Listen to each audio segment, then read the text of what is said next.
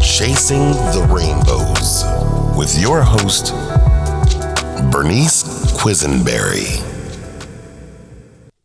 Today's segment of Cried Out Loud podcast is called When Not Even a Prayer.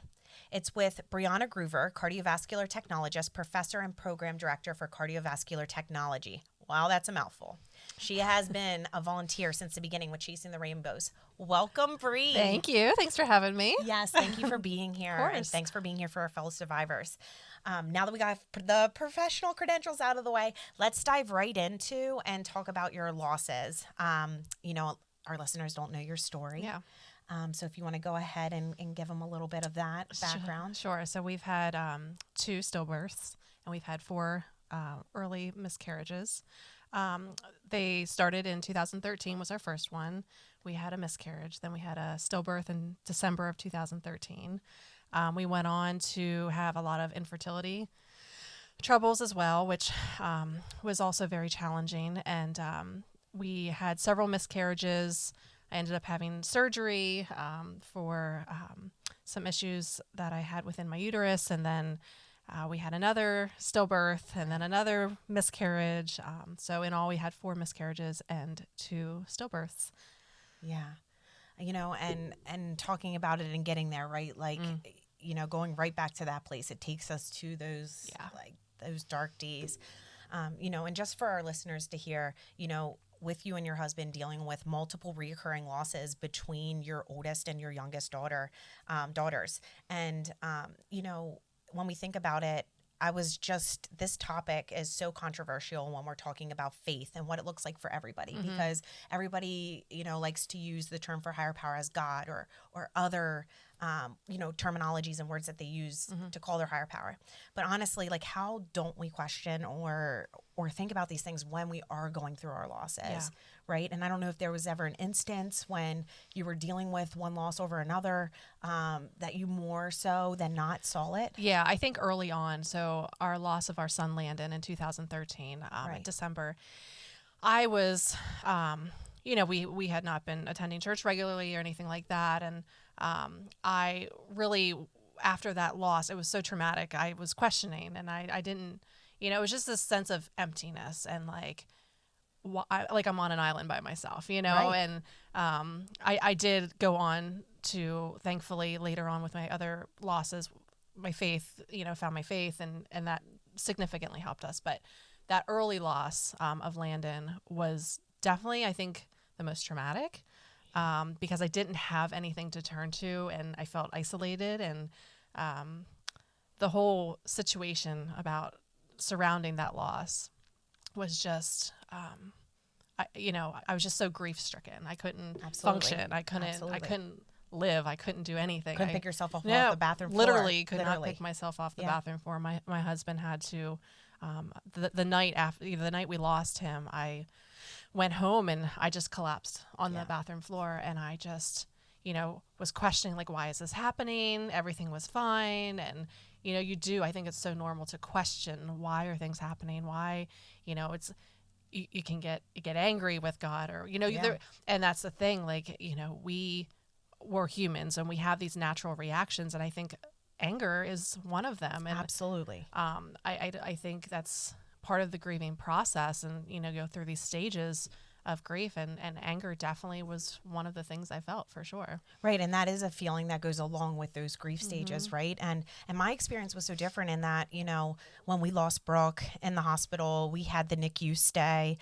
She was born unexpected at 28 weeks. And, just that whirlwind of everything that happened from the birth trauma to that whole, experience of 5.5 weeks with her in that NICU life and then losing her so unexpectedly and quickly. And leaving that hospital, having to leave my daughter behind, having the nurse rock her and sing her "You Are My Sunshine," because that's what I did every day when I left her in the NICU. It was like, where do I turn at this point? And how do I not get upset with a higher power or faith or whatever I believe in, right? So for me, my experience was a lot different. And I think sometimes, I turn to looking at a higher power like our daughter Brooke or looking at it as a higher power being nature and seeing the beautifulness of it. But it's just believing in something higher than yourself or bigger than yourself, I think, and just trying to find that, right? So I think for me, when people were saying the arbitrary, instant sayings when they hear that you have a loss, like, I am thinking of you, I'm praying for you. For me, it was so difficult to hear that because I was struggling with thinking, how could my higher power allow this to happen to me? Or what did I ever do in another life or whatever to be able to deserve this? And there are all those feelings that you get when you're going through it. And I think as mothers too, we also are the ones that feel like we are responsible or and the protector. Yes. Yep. And we need to protect. And then when that doesn't happen, we're at a loss with it. Right. And that was huge for, like, with Landon in particular, because so I contracted Fifth's disease. So my daughter had Fifth's disease. It crossed over to me. I got it, no symptoms. Right. It crossed over the placenta, which was rare, and then it ended up killing him. And I struggled with that because I'm like, I'm carrying this life inside of me. I'm supposed to protect this child. Right. You just blame. I think us women, we tend to blame ourselves if Absolutely. things happen to, especially to our children. We're like, because we feel responsible. And I struggled with that. I was like, should I have taken my daughter to the doctor sooner? Should I have been tested?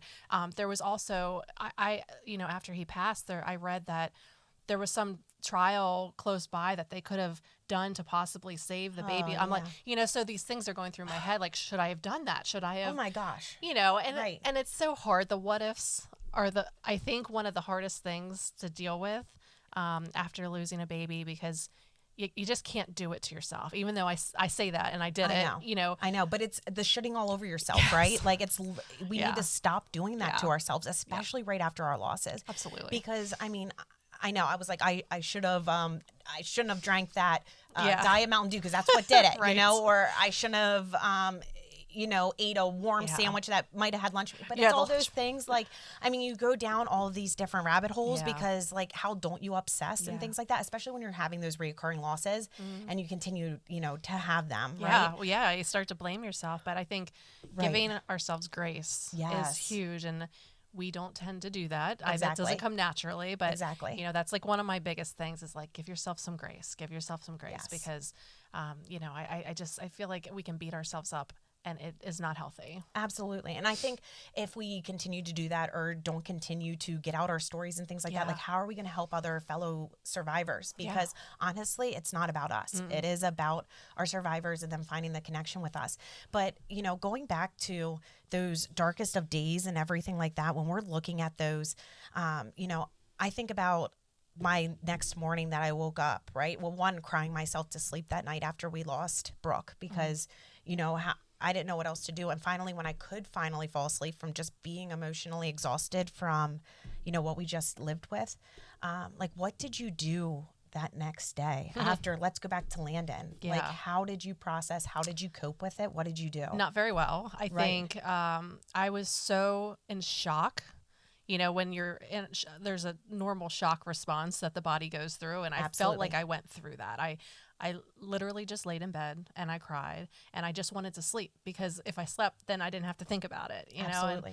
And, it took me days. I didn't go back to work right away because, the other trouble is you go back to work and you see everyone else moving on with their lives and Absolutely. the world's still spinning and your world has stopped and there's nothing you can do about it. So Absolutely. People come up and how are you feeling? How's the pregnancy going? And you have to let them know, that we had just announced on Facebook too. So that was the other thing, social media, we went out and had just announced the pregnancy and same thing with our other stillbirth, Emma.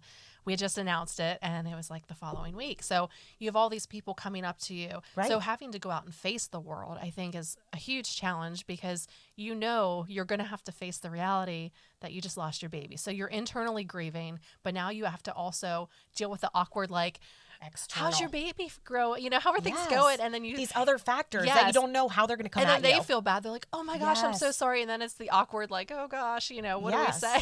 So right. It's hard. I think I did not cope well. I avoided people for a while. Why it's so isolating and nobody wants to talk about it, but that's why we need to talk about it because for, when you're going through it and you feel so alone, and, you're scrolling social media and you see all your friends that are pregnant, and it's like you go to the store and there's like pregnant person, and all these reminders, but there's also all these women and families that have gone through this, that you got an army of support behind you, but where are they? Absolutely. And that's why, having this podcast, but then also all these other means of support are so important. And let's talk about it. Like, stop not talking. I know it can be painful, but there's power in numbers, and there's purpose in the pain, and like. And do you feel like, your pain gets cut in half each time that Absolutely. You are sharing your stories? Oh my gosh. Right? It's and your so journey. Therapeutic. I think one of the biggest things that has helped me get through all this, besides my faith, obviously, is the ability to help other women through, their journey, and coming hand in hand, side by side, and saying, you are not alone. I'm here. I've gone through this. I've survived. I'm here to help you. You're going to survive too. And like, there's nothing better, a better gift you could give somebody who's walking through this journey than to say something like that and actually come alongside them. And I mean, I don't know too, like, and getting another survivor's like hug around you, right? Yeah. And like trying to do it either virtually and by doing this, like you said, or whatever, but it's also actually like feeling empowered, right? Like, I have a network behind me so I can face the world, because these different dynamics, right? When you went out there to the grocery store and you saw a pregnant person, that, that gut feeling, all of a sudden it takes you right back to reliving that immediate, especially. I was on the bathroom floor again. Yep, crying my eyes out. Like, right there. And it's amazing how you can be okay 1 minute, and then you round the corner in aisle 9, and like there's a pregnant woman, and suddenly your whole day is transformed into this grief puddle, like you're just back to that space. And I mean, we've been through this journey. Our last loss was in 2016, and like, so we're how many years out, and I still, there's days where I just want to bawl my eyes out because I miss my kids, like we are not so supposed to be doing life without them. Right. We are not supposed to be missing any of our kiddos or our village behind us. We're not supposed to have struggles with getting pregnant. Like, these are all things that shoulds, right? Which we need to stop doing. Yep. But these things, though, when we're sitting here and talking about it, and it's okay to not be okay because we're behind you here. And I think that sense of knowing too, like I said, like armoring ourselves, but doing it together as a united front. Because, when someone came up to me and, of course they have the automatic responses, but then they also try to add in a little extra, or they're doing it more for themselves, but their intentions are pure. And we see that, right? Yeah. But then they say to you comments like, oh, well, I think it would have been worse if you would have had a stillbirth, or I think it would have been worse if, your baby was older, or I think it would have been worse if your, child was in their teens and then, had a heroin. Why are we even comparing? At the end, these are all children. Right. These are all babies. These are all our family. And a loss is a loss is a loss. Like, I say it all the time because it doesn't matter. It was your child. You were connected. You had this dream and these hopes. Yes. No matter what age they were, and it's a loss. This life. It's a loss of a dream. It's a loss of and it is a loss, and it's all about like chasing the rainbows, right? Like we talk about in our name, and the rainbow is like living a life without our children, and it's living our lives and continuing to move forward without them. Because honestly, as we get away years down the road and away from our losses, that means that we've gone on extra years of not living with them. So they're missing out on all these different things. They're missing out on all these memories, all of these events that we wanted them to be a part of or saw them a part of, family vacations, holidays, everything. And it's just everything, right? And it's all those components and aspects. And you think about like, what would they have looked like? My Landon would have been 9 this year. Aww. Emma would have been 7. Emma would have been going into 1st grade, and you think about where, and that will never stop. They'll be turning what would have been 30 years old, and I'll still be thinking about, gosh, they'd be 30 years old today. Right. It's a lifelong process, and I think some think that you have this loss, you get over it, quote unquote, within and you move on, right? Like you're supposed to get over it, but it's not. They're your children. They're constantly going to be your children. That's never going to change. So you're going to always be dealing with anniversaries and what would they have been like, and those questions and stuff, and those are all normal things to do. And I think the more that we normalize that, I think the better, because then we don't feel, because you feel sometimes, at least I do, like, gosh, why am I thinking like this? Like, why, you kind of question yourself, like, am I crazy? And why am I constantly thinking about like what my kids would have been? Absolutely. Like, why can't I just move on? Yeah, grace is the name of the game. It is so important to give ourselves grace. Absolutely. I think it's super important. And that's one thing I really struggled with. And, and those daily things to give yourself grace into the coping mechanisms and stuff. So like what were some things you did to do that and to get yourself through each day? Oh, absolutely. So, I mean, I think the biggest thing was allowing myself that grace to be able to lay in bed if I wanted to with the covers over my head, cry it out. Yep. And, for those days, weeks after, our loss, and just allowing myself to feel those feelings and to process everything that just happened, because it was a whirlwind. But then also too, I had my support systems. Like, I did not want to wash my daughter off because, I held her while she passed away. So to me, like showering, like what was a big thing. So my sisters like helped me spot clean and like at least like start to get myself fresh again. Right. And then also at that time I was pumping and, for our baby. So, having to continue to do that act was horrible after, what you're doing it for, and you no longer have your baby alive. Yeah. Cause it's not going to your baby anymore. Yes. That's yes. Hard. And it is. So, you're trying also not to get a clogged milk duct or deal with an infection while you're dealing with all that, if you decided to breastfeed, those kind of things. So, you're going through that. So as I'm like pumping, I'm like crying each time. It's horrible. So positive affirmations were huge for me. My sister-in-law put them all over mirrors so I could repeat them to myself. Like, I am doing enough. I am enough. Whatever today brings is enough. Like, I don't, like, just to give myself, like I said, that grace. Yeah. And also, for me, journaling and running were two big things that also, like, I felt like jamming out to music, and music is so therapeutic as well. Just hearing a song, resonating with it, and hearing it on repeat and singing it out loud and yelling and, dancing to it and all that, like, it really helped me process it too. Yeah. Yeah. I think all those things are really important.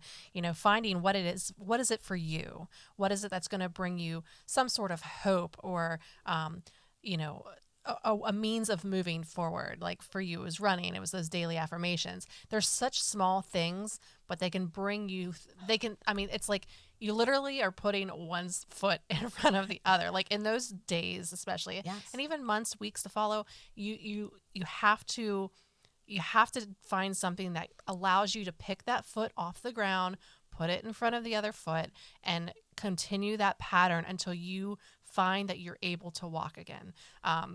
Because you can't, I just keep thinking about that moment. I was laying on the bathroom floor and like, I physically could not get off the bathroom floor. Right. Like I couldn't. You were just stricken to that floor. You were stuck. My husband literally picked me up off the floor and laid me in bed. And, having something, whether it be daily affirmations or going for the run or, music or whatever it is, you got to find something that brings you a little bit of joy, because there's still joy to be had. Right. And being able to find those little glimmers are so important, especially in those early days. Exactly. And I think for me, like how I started off with journaling, because it was really hard for me to sit quiet and not be sobbing or crying or just like, in your anger. thoughts. Yeah, just like all that, right? And in my own head.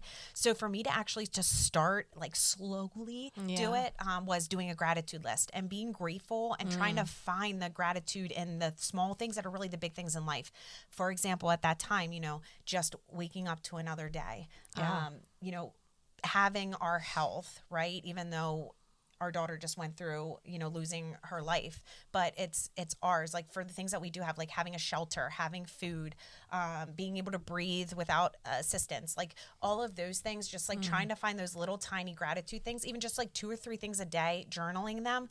And then eventually what happened was I started to feel a connection to my daughter in my journal, because I started writing letters to her and things that like our family was experiencing without her, because I also had this guilt that I was feeling like I'm moving on away from her. Yeah.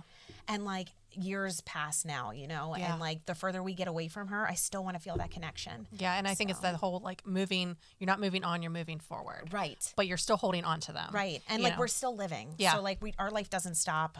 Living doesn't stop. Society doesn't stop. Everything doesn't stop. Like, just like we did in that moment, right after those days, weeks, months, years, right after. And like, I think also too, it happens at different points, and everybody always wants you to put that timeline on grief. Like, okay, is this a year or what? what. And then also when I was pregnant with our rainbow baby afterwards, like, okay, like when does this pregnancy get easier? Well, it doesn't. Like I was in there Right. getting scanned when our daughter was in her third trimester, Constant probably worry. 2 or 3 times a week, Yep. just to get that, reassurance that everything's okay. Yes. Yep. And then it gave me a couple days of peace. Yeah. And so, it is all that. But these are all things that just aren't talked about. And honestly, there is no timeline and there's no getting over this, at least for me. At least same. right? Yeah. I think the timeline thing is it's ridiculous. It is. Because it's just like I didn't ask you to quantify how long it's going to take you to get over your mom and dad's loss even. Yeah. You know what I mean? Yeah. Or like other significant losses, because they are significant. All of our losses are. And everybody's so different. Everyone handles things differently. So don't feel guilty. I think that's like a huge takeaway too, because just because you are 6 months out and you're still really struggling on a daily basis, but somebody else, 3 months later are seem to be seemingly, I mean, quote unquote, living their life normal.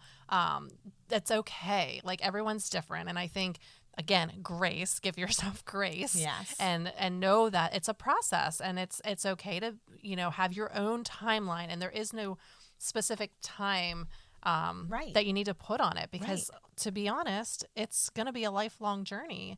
And, it goes back to the whole, like, surround yourself with support of people who understand that. And, and coming back to your fellow survivors, because like even if we don't believe in faith or believe in a higher power, or believe in God, or believe in whatever that is to yourself, like we can at least believe in the power of us fellow survivors behind one another, supporting one another. Yes, and having each other's backs and walking alongside each other through these journeys at different stages. Because what's interesting is too,